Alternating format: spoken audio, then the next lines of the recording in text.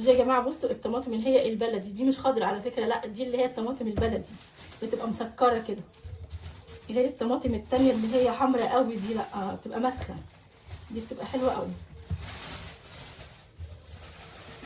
خلاص ده ايه بالنسبه للخضار. هبقى اكمل بقى الباقي مع نفسي عشان الكيس كبير. وكمان جبنا ايه،